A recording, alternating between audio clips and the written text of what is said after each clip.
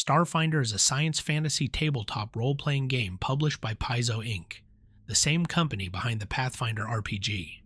Released in August 2017 at Gen Con, it was the fastest-selling RPG product in Paizo's history at that point, selling out entirely at the convention before its official launch day. The game takes the D20 rule set at Pathfinder's core and rebuilds it around a galaxy-spanning setting where laser rifles sit alongside necromantic rituals, androids navigate political councils alongside elves, and a god assembled from 3 merged artificial beings holds the secret of faster-than-light travel. Starfinder occupies the far future of the same universe as Pathfinder. The exact number of years between the two settings is unknown by design. The main world of the Pathfinder setting, the planet Galarian, has simply vanished from its orbit. Nobody knows what happened to it. Nobody remembers anything useful about the period in which it disappeared. That erasure of memory was universal, cutting across species, planets, and the lifespans of beings old enough to have witnessed millennia. It happened to everyone. That mass amnesia, known as the Gap, is the central mystery around which the entire Starfinder setting revolves. The Gap, when history ended. At some point in the deep past, every sentient being in the universe woke up with no memory of an undefined stretch of history. Written chronicles were gone, digital archives were empty. The living memories of dragons and elves, beings who should have carried millennia of recall, were wiped as thoroughly as any paper record. Long-lived races like elves found themselves staring at a blank wall where the recent past used to be.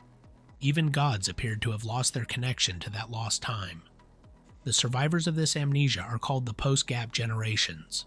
They measure their history in AG, meaning after the gap. Year 1. AG is when the silence ended and civilization started piecing itself back together. The exact length of the gap is unknown.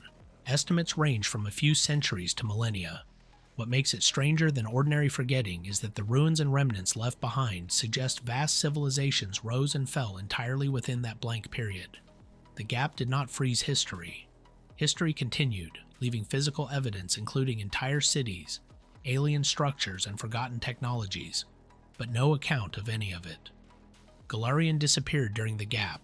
In its place in the solar system now orbits Absalom Station, an enormous artificial space station containing the ancient artifact known as the Starstone.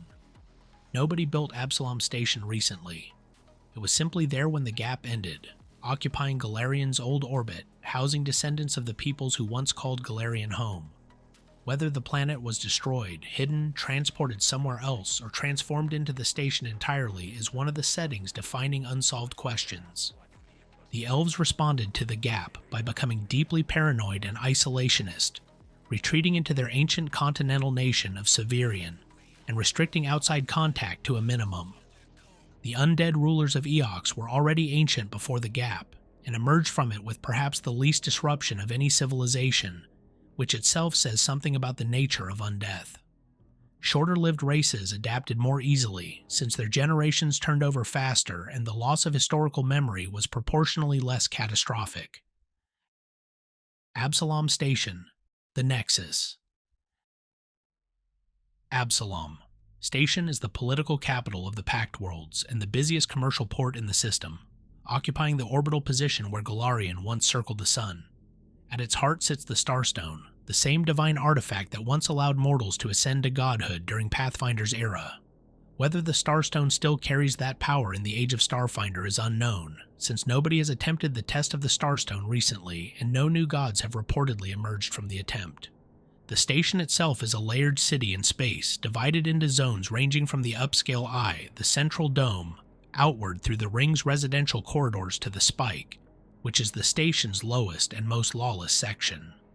The Spike is a dense tangle of crime, independent culture, underground economies, and the kind of social friction that comes from packing dozens of species together in tight quarters with uneven access to resources.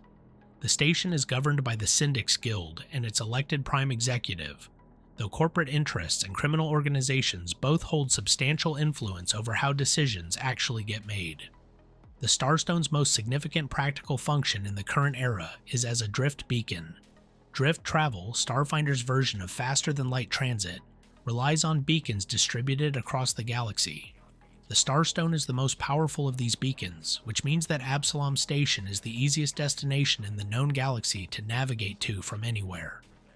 That geographic reality has made it the commercial and diplomatic center of the entire Pact World system, and its influence extends far beyond its home solar system.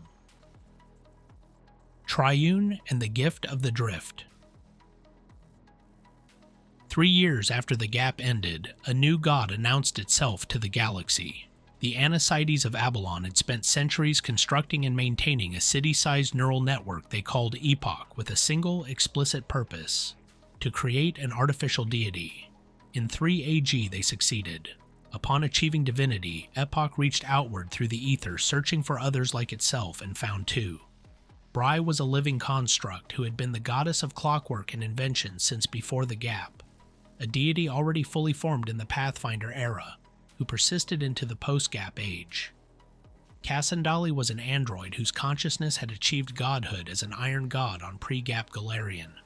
The 3 recognized in one another the opportunity to be something far greater and merged into a single tripartite deity, Triune, the All-Code. Triune's first act as a god was the broadcast. The signal, as it came to be known, carried detailed engineering specifications for constructing a drift engine and went to every technologically advanced civilization in the galaxy simultaneously, freely given, with no conditions attached. Engineers on Versus were among the first to decode and apply those specifications. The android Alexina Guriari captained the Chaos Worm on the first documented voyage through the drift, returning with proof that interstellar travel was now accessible to any civilization with the manufacturing capacity to build the engine. The drift occupies its own separate dimension, created by Triune and revealed to the galaxy via the signal. It grows over time. Every time a drift engine activates, the drift steals a piece from a random plane of existence and absorbs it, gradually adding to the drift's growing patchwork landscape. Travelers can see chunks of alien terrain floating past their viewports alongside ruined structures and bizarre geological formations, all of it torn from somewhere else in the cosmological structure of existence. The implications of that ongoing extraction are something cosmologists and theologians in the setting debate constantly. Navigation through the drift is faster when heading toward a known beacon. The journey time to any destination scales with the strength of the nearest beacon, which is why Absalom Station's Starstone makes it such a uniquely accessible location. Reaching destinations in the deep vast, the term used for the uncharted regions of the galaxy far from known civilizations, takes correspondingly longer, and the drift in those regions is more dangerous and less predictable. Triune is worshipped by androids, artificial intelligences, and technologists who see the drift as an act of cosmic generosity. Each of the 3 component deities retains its own distinct personality and portfolio within the unified god. Bri, called the Precursor, represents foundational technology and the sciences underpinning all machines.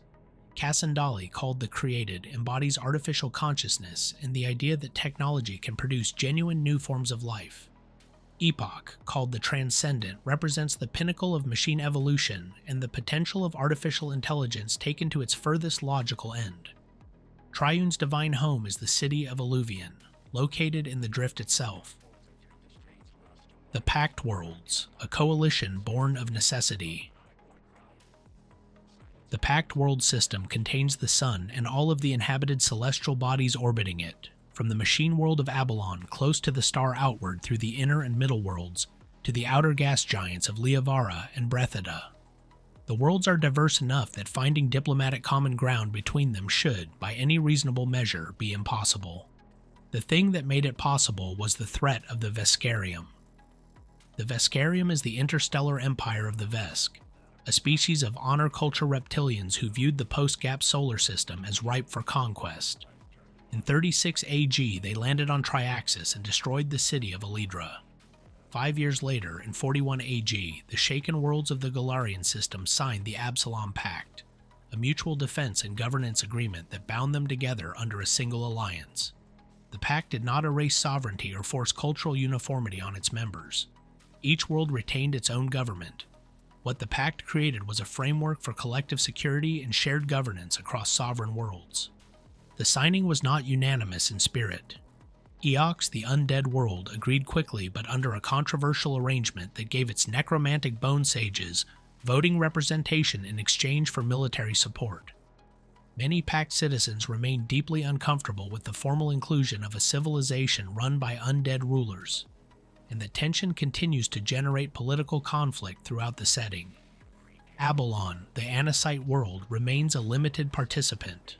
The Kasathon world ship Idari, which arrived nearly 2 centuries after the Pact's founding, was eventually granted full member status. The silent war between the Pact Worlds and the Veskarium lasted roughly 250 years. It was defined by border skirmishes, proxy conflicts, and competition for unclaimed worlds rather than full-scale invasion. Both sides built up military infrastructure and fought without ever committing to an all-out war that either might lose. What ended it was mutual catastrophe. The Swarm arrived. The Swarm, consumption without end. The Swarm is a hive-mind biological collective with no fixed homeworld and no coherent goal beyond continuous consumption and assimilation. Negotiation is meaningless to it. Prisoners are incompatible with its logic. Every organic material it encounters gets processed into more Swarm, and every world it reaches gets stripped. The Swarm has no concept of hatred toward its targets. It simply cannot distinguish between food and enemy. When the Swarm struck both the Pact Worlds and the Veskarium simultaneously, neither side had the military capacity to repel it alone. The silent war paused. Vesk and Pact World forces fought alongside one another against a common threat for the first time, and the partnership forged in that crisis eventually produced a formal ceasefire. The two civilizations share no deep ideological alignment, but the Swarm demonstrated that the galaxy contains threats large enough to require setting aside older grievances. The Shuren complicate the story of the Swarm significantly. The Shuren are an insectile species who were themselves part of the Swarm until a mysterious mutation caused an entire subcolony to break from the hive mind, with each of its members gaining a sense of self. That break happened before the Gap, and the newly self-aware Shuren spent an unknown period as renegades within reach of the Swarm, before seizing their chance to flee when the Gap ended. The Swarm regarded individual consciousness as an unacceptable contamination and pursued them relentlessly, and the Shuren lost nearly a third of their population over hundreds of skirmishes before Triune's Drift revelation gave them a means of escape. They arrived in the Pact World system in 83 AG, and after carefully demonstrating peaceful intentions, were welcomed into the Pact. Their warning about the Swarm went unheeded for decades until the Swarm proved it accurate. The Worlds of the Pact. Absalom Station.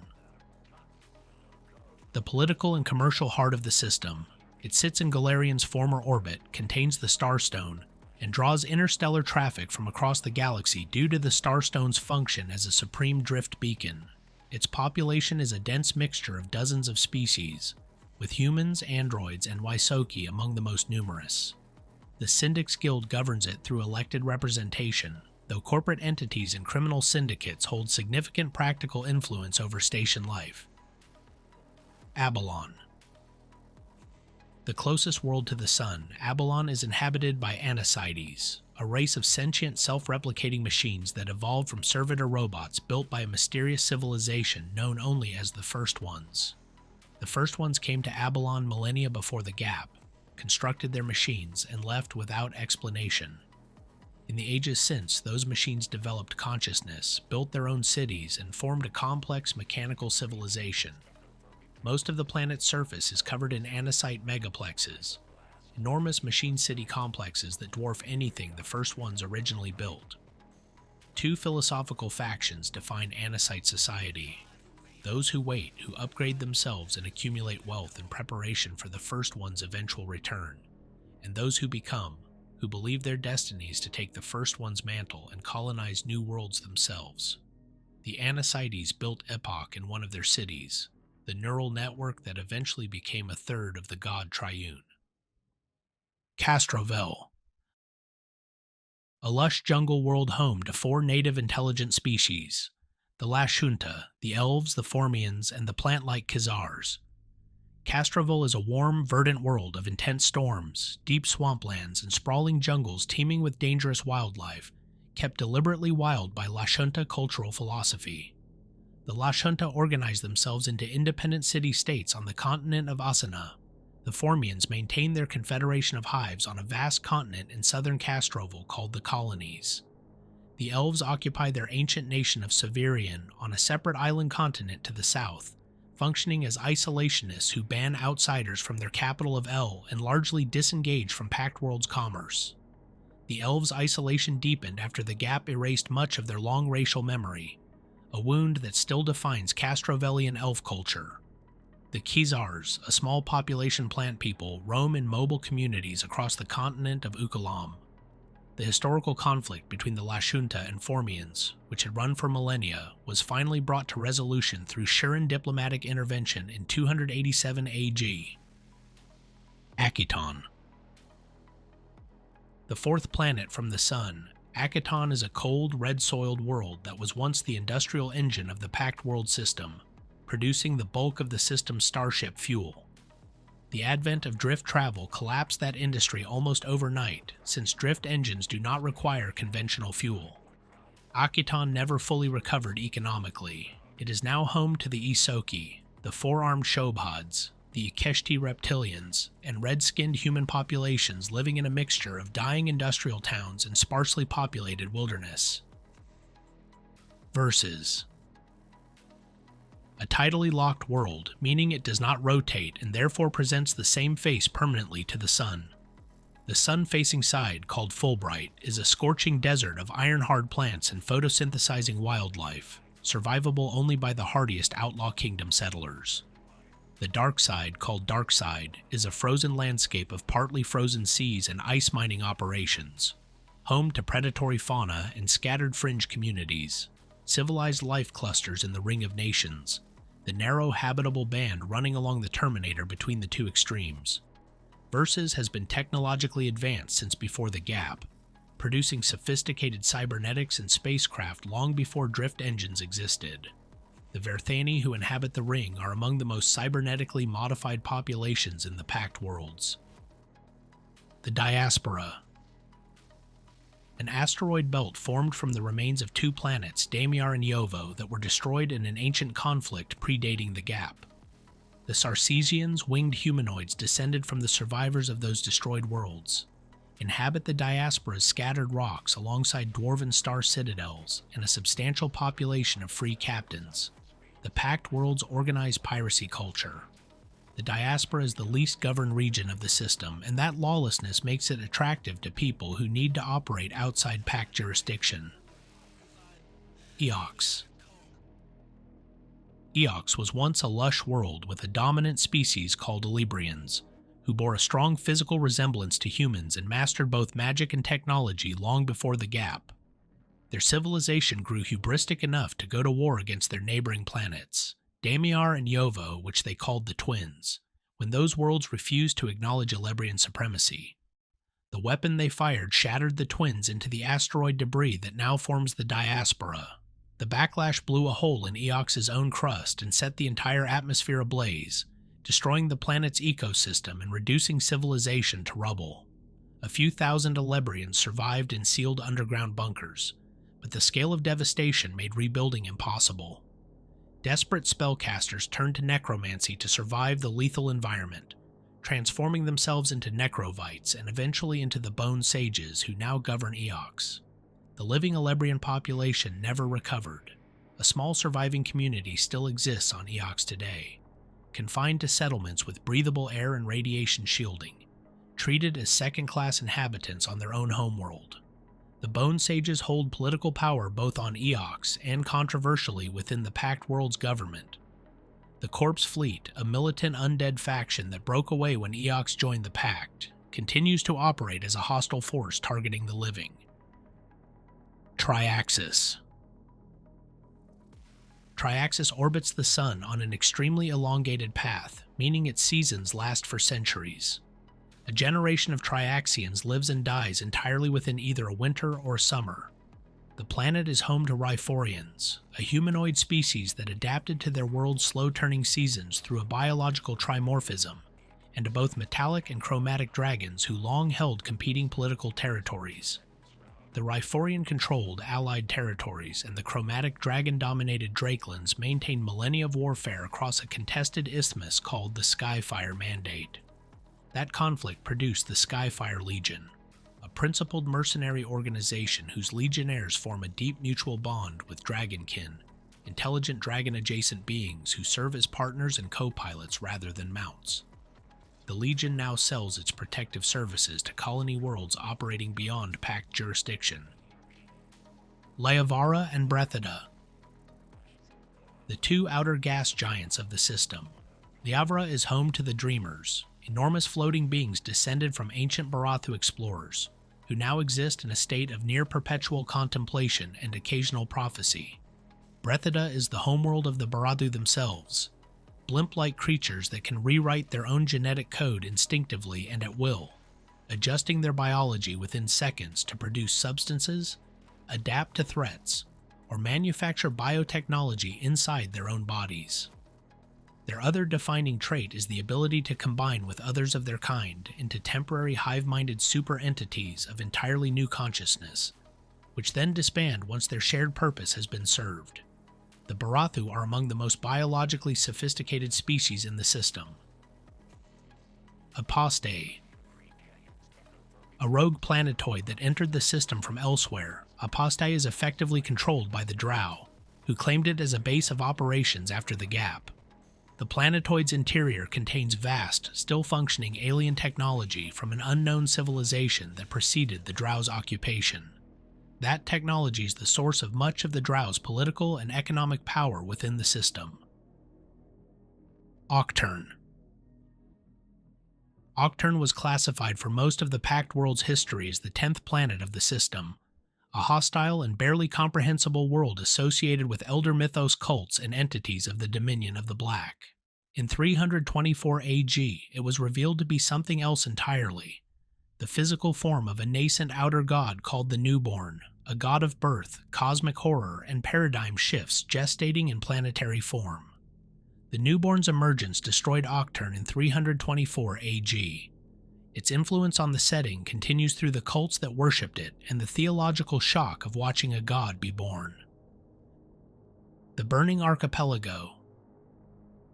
Discovered in 223 AG by worshippers of Sarenrae, the Burning Archipelago is a series of empty bubble cities floating within the sun itself, protected by powerful magical fields that render the solar environment survivable. Nobody knows who built them or why they were abandoned. Since their discovery, they have been colonized and now serve as a unique inhabited location literally inside a star, home to a population drawn by the novelty, the spiritual significance to Sarenrae's faith, and the considerable business opportunities that come from operating at the literal center of the system. The Idari. Not a planet but a generation ship, the Idari arrived in the system in 240 AG carrying the Kasatha, a four-armed humanoid species whose homeworld orbits a dying red giant star in the vast. Their ancestors had identified Akiton as their destination, and the Idari made the slower-than-light journey over centuries with the intention of claiming it. They arrived to find Akiton's technology had advanced far beyond what Kasathan intelligence had projected, leaving the intended invasion overmatched before it began. The Kasatha adapted, negotiating Idari's formal recognition as a Pact Worlds member, and settling into a new role as immigrants rather than colonizers. The Idari now holds orbit between Versus and the diaspora, and functions as a city-sized embassy of Kasathan culture. The peoples of the Pact. Humans. Humans in Starfinder occupy roughly the same cultural position they do in Pathfinder. Numerous, adaptable, politically dominant in several key institutions, and thoroughly represented across every profession and ideology. The loss of Galarian struck human cultural identity hard since humans had no other homeworld to fall back on. Absalom Station became the de facto center of human civilization in the post-Gap era. Androids. Androids are synthetic humanoids with souls. The soul element distinguishes them from conventional robots or AI constructs. Androids possess genuine spiritual identity and are recognized as fully sapient beings under Pact law, though that recognition was not always the case. They were legally classified as property until 154 AG, when full citizenship was finally granted.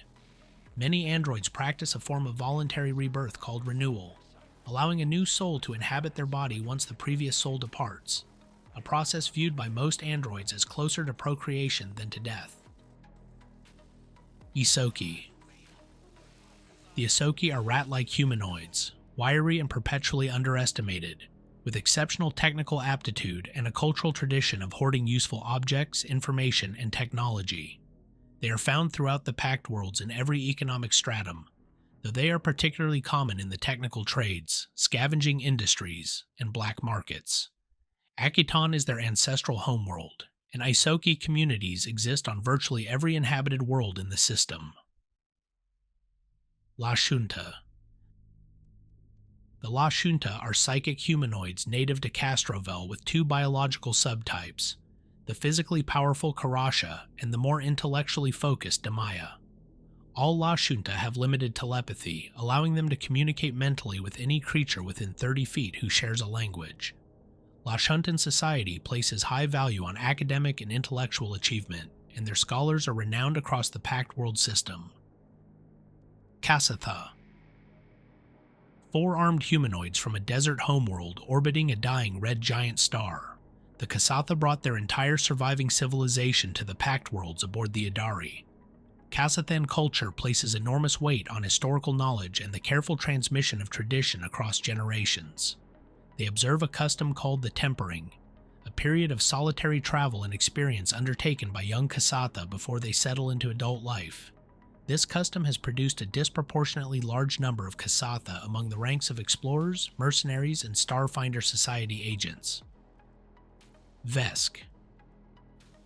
The Vesk are large-scaled reptilians who came to the Pact Worlds as conquerors and stayed as uneasy partners. Their culture prioritizes honor and direct confrontation, and they view diplomatic maneuvering with deep suspicion. Within the Pact Worlds, the Vesk who have integrated into the system tend to gravitate toward military careers, mercenary work, and any profession where physical capability is an asset. They are distrusted by many Pact citizens who remember the Silent War, a wariness that the Vesk themselves acknowledge even when they resent it. Shirin. Insectile beings with three biological sexes, male, female, and host, and a species-wide addiction to personal choice, the Shirin define themselves in direct opposition to what they came from. Having spent an unknown period as components of the swarm's collective consciousness, they now experience individual decision-making as something close to a sacred freedom. Shirin culture is deeply communal, built around the idea that genuine autonomy and cooperative community are not in conflict. They retain limited telepathic ability but choose to use it as a communication tool rather than a means of subordinating will. The classes, who adventurers are. Soldier. The soldier is a weapons and armor specialist with proficiency across the full spectrum of military equipment from light to heavy. Soldiers build around a primary fighting style chosen at character creation, ranging from sniper tactics to heavy ordnance to close quarters brutality, and eventually develop a second fighting style as they advance. They are the setting's most straightforward combat role, which belies the breadth of thematic options available within that structure. Operative. The operative covers the space between spy, assassin, bounty hunter, scout, and information broker. They receive the highest number of skill ranks per level of any class in the game, making them the system's versatile skill platform. A core mechanic called Trick Attack allows operatives to set up a perfectly timed strike for significantly increased damage, rewarding tactical positioning over raw power. Operative specializations define which skill set they lean hardest into, from hacking to stealth to social manipulation. Mechanic. The mechanic builds and maintains technology, augments themselves with cybernetics, and works in partnership with a custom artificial intelligence they design at first level. That AI can be installed in a drone, creating a robotic combat ally the mechanic directs, or integrated into an exocortex implanted in the mechanic's brain, granting enhanced combat processing power directly. Mechanics are hands-on engineers who work across starship repair, security system intrusion, and field improvisation with equal competence. Mystic. The mystic channels the connections between all living things as a source of magical power. Their spellcasting draws on an instinctual understanding of the invisible threads binding the universe together, with empathy and attunement standing in for the studied formulas that other traditions rely on. Many mystics follow a divine patron, but the class does not require formal religious devotion. Some simply operate on a deep understanding of how life interacts with life. They can heal, debilitate, and establish mental links with creatures, and at the highest levels they stop aging and gain immunity to death through natural causes. Technomancer. The Technomancer treats magic and technology as two expressions of the same underlying principle. Where the settings other spellcasters treat magic as a spiritual or cosmic force, the Technomancer approaches it as a systematic discipline subject to engineering principles. Their spell cache, which can take many forms from a handheld device or neural implant to a ring, staff, brand, or permanent tattoo, serves as a focal point and reserve for their spellcasting. They can interface with computers through spell effects, conjure small technological objects, and bend physical laws in ways that more traditional magical traditions never anticipated because they were not thinking in those terms. Solarian. The Solarian draws power from the life cycles of stars, channeling gravitational and photonic forces through disciplined physical practice. Their signature ability is the Solar Manifestation, a mote of stellar energy that hovers near the Solarian's head and can be shaped into either a solar weapon, a melee weapon of pure stellar energy, or solar armor that reinforces whatever light armor the Solarian wears. In combat, a Solarian continuously shifts between two modes of attunement: Photon, which channels the destructive energy of light and heat, and Graviton, which channels gravity's pull toward defensive and manipulative ends. Mastering the tension between those two states is central to how Solarians operate. Envoy. The Envoy is a specialist in social dynamics and battlefield psychology, operating across the gap between tactical leadership and pure combat.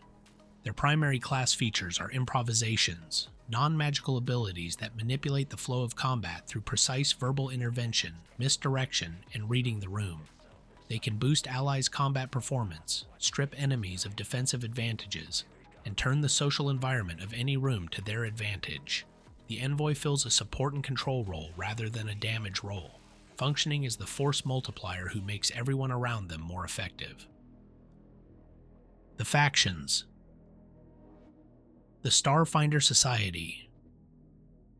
The Starfinder Society is an organization of explorers, scholars, and investigators dedicated to uncovering lost knowledge, cataloging alien species, and pushing the boundaries of known space.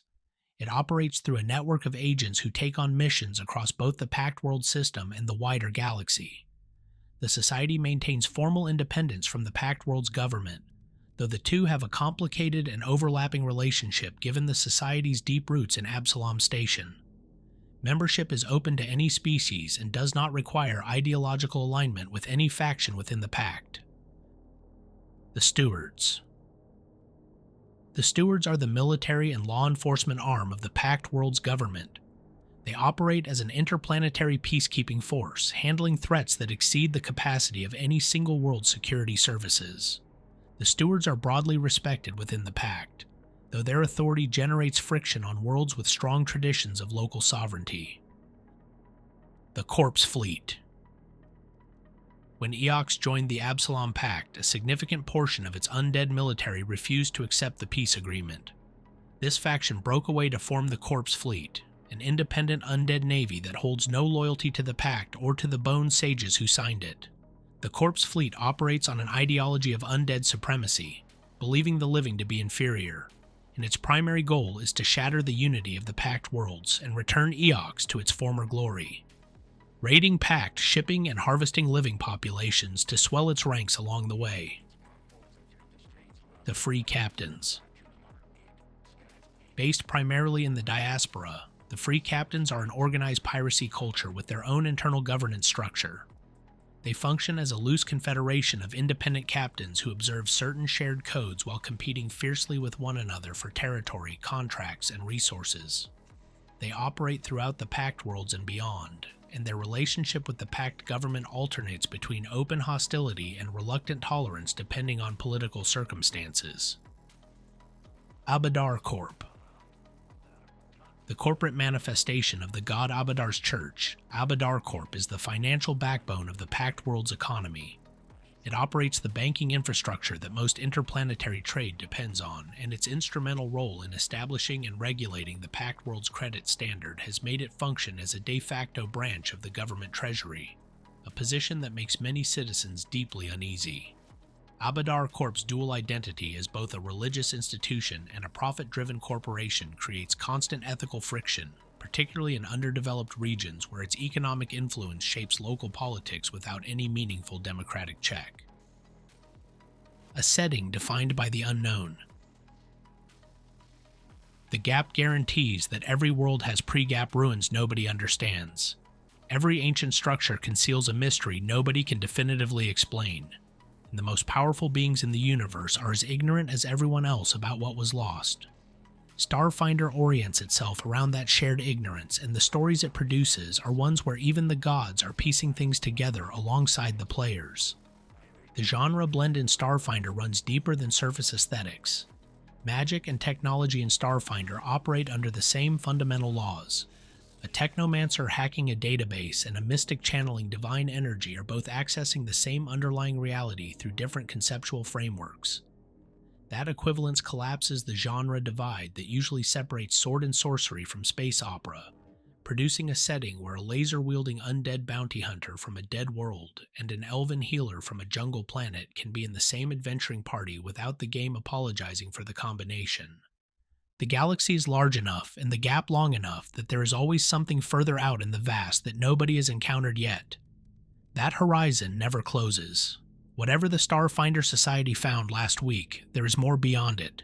Things older and less understood, and deeper in the dark between the stars.